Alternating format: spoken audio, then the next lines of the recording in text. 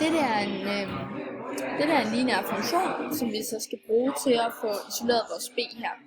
Og det har vi tænkt os at gøre på den måde, at vi vil starte med at sige y minus ax, og vi vælger at minus, fordi at der står et lille plus foran her, og man skal altid gøre det modsatte af, hvad der står foran i foretegnet.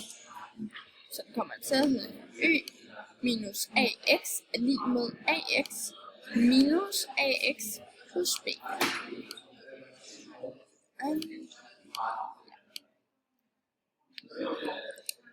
Så egentlig så står der lige nu y minus ax er lig med b.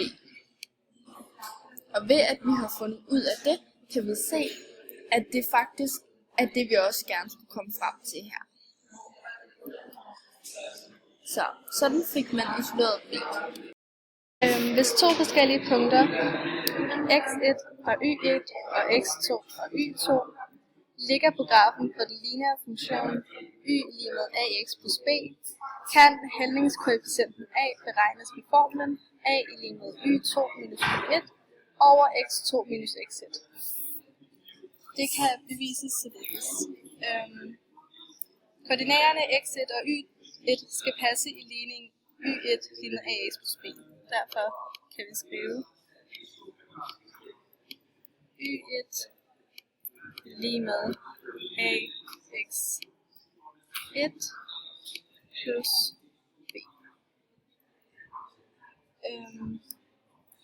Punktet x2 og y2 ligger også på grafen for y lige med ax plus b.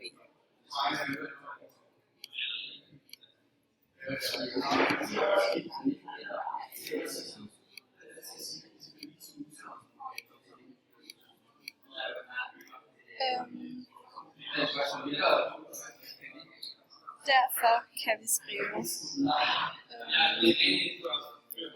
y2 minus y1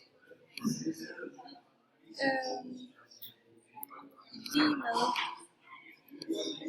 ax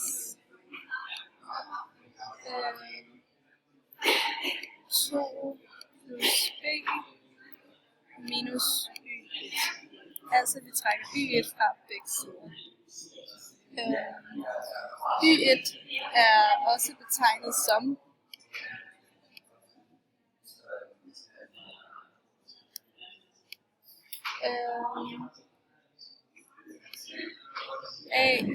ax1 plus b i parentes.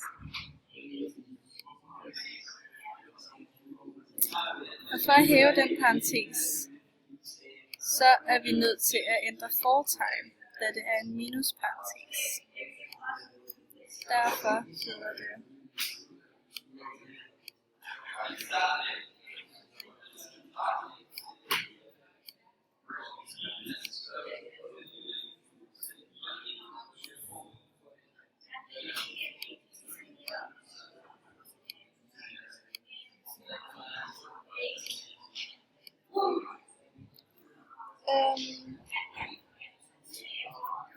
parentesen er nu blevet ophævet.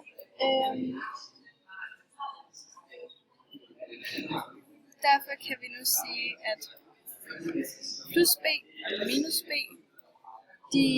de ophæver hinanden. A kan så sættes uden for parentes, da den er en faktor i begge led.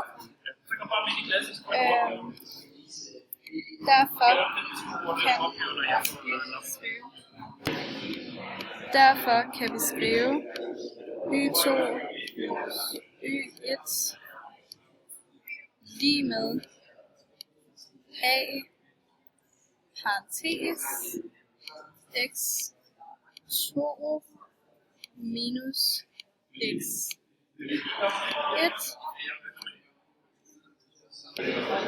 der divideres på begge sider med tallet x2 minus x1, derfor ender ligningen med at hedde